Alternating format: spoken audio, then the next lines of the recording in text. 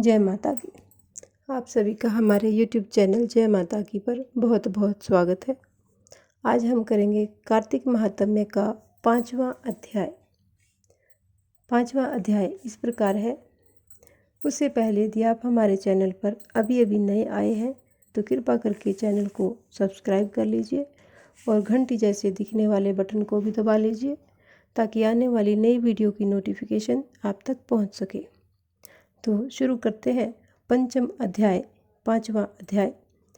कार्तिक तथा अन्य मासों में किए जाने वाले इन पवित्र व्रतों की जानकारी प्राप्त करने के बाद नारद जी के मन में यह जानने की अभिलाषा जागी कि कार्तिक मास के लिए सर्वश्रेष्ठ व्रत कौन सा है।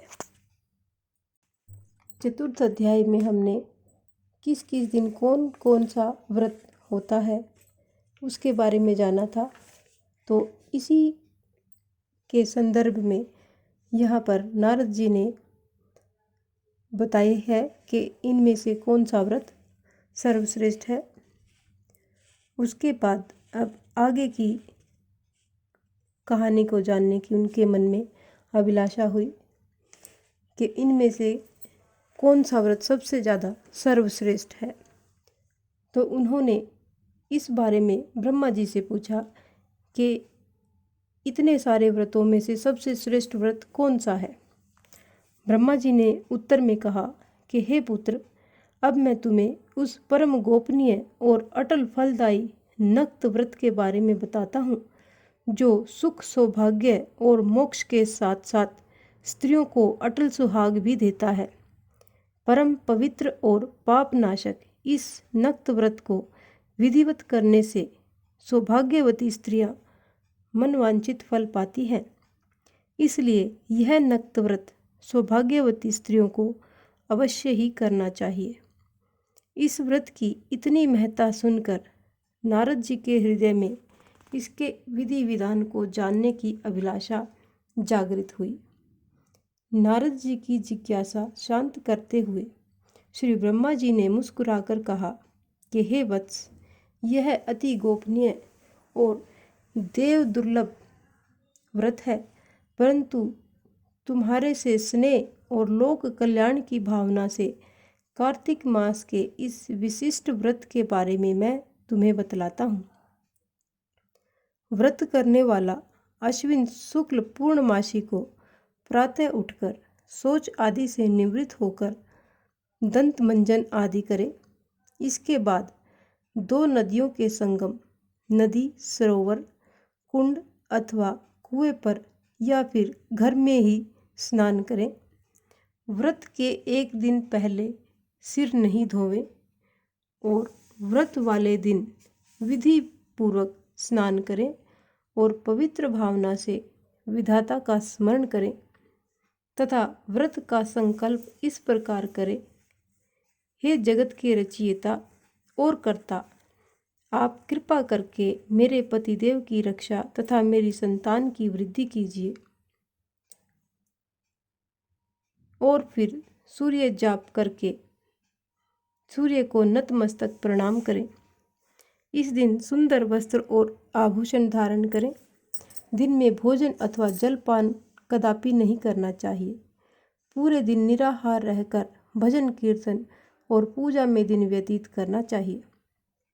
पूजन विधि के बारे में ब्रह्मा जी ने कहा कि सायंकाल में हमारी यानी ब्रह्मा जी की चांदी के पात्र में दूध डालकर पूजा करनी चाहिए। सोना, चांदी, तांबा अथवा मिट्टी की ब्रह्मा की प्रतिमा बनावें, उसको लाल वस्त्र आदि पहनावें और विधि पूर्वक पूजन करें। चांदी के पात्र में रखे हुए दूध को सोने की मथनी से मथें, यानी चांदी के बर्तन में दूध को रखना है और उसको सोने की मथनी से मथना है। साथ ही यह प्रार्थना करें कि हे ब्रह्मा जी, मुझे भोग आदि के लिए गौ प्रदान करके मेरी संपत्ति की वृद्धि कीजिए। मेरे पतिदेव को धन धान्य युक्त और चिरायु कीजिए तथा बहुत से दास दासियों प्रदान कीजिए। इसके पश्चात ब्राह्मण को भोजन करावें और अपने कुल के वृद्धों और वृद्धाओं को बहुत स्वादिष्ट पकवान बनाकर उनकी आत्मा को तृप्त करें। फिर तारों को देखकर स्वयं भी भोजन कर लें। यह आश्विन पूर्णमासी को किया जाने वाला ब्रह्मा जी का नक्त व्रत है। यह व्रत सब प्रकार के पापों का नाश करने वाला तथा समस्त कामनाओं को पूर्ण करने वाला तथा ज्ञानी पुरुषों को मुक्ति देने वाला है। भगवान जप तप तथा तीर्थ स्थान से उतने प्रसन्न नहीं होते जितने कि इस व्रत से होते हैं। जो ब्रह्मा जी के आगे इस दिन कपूर जलाता है उसको बड़े वृक्षों और गौओं के दान का फल प्राप्त होता है तथा उसके कई कुल वैकुंठ में वास करते हैं। जो केसर तथा कस्तूरी सहित कपूर अर्पण करता है उसके कई वंश ब्रह्मलोक को प्राप्त होते हैं।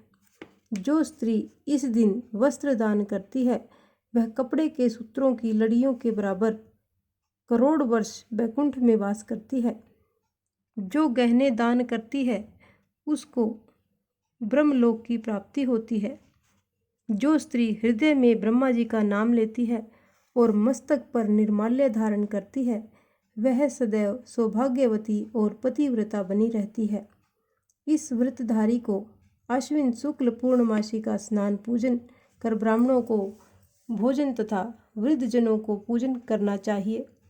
सायंकाल ब्रह्मा जी का पूजन करें और प्रार्थना करें कि हे ब्रह्मा जी, हे विधाता, यह व्रत मैंने आपके निमित्त किया है, अतः इसमें किसी भी प्रकार की कोई भी कमी हो तो उसको आप स्वयं ही पूर्ण कर लें। ब्रह्मा जी ने यह भी कहा कि इस व्रत को करने की तो बात ही क्या, जो इस व्रत की कथा को पढ़ता है, सुनता है या उसे सुनाता है तो उसे भी अश्वमेघ यज्ञ का फल प्राप्त होता है। इस प्रकार से कार्तिक महात्म्य का 5वां अध्याय यहाँ पर संपन्न होता है। यदि आपको हमारी ये कथा पसंद आती है तो कृपा करके हमारे चैनल को लाइक करें, सब्सक्राइब करें और अपने मित्रों और प्रियजनों में आगे भी शेयर करते रहिए। जय माता की।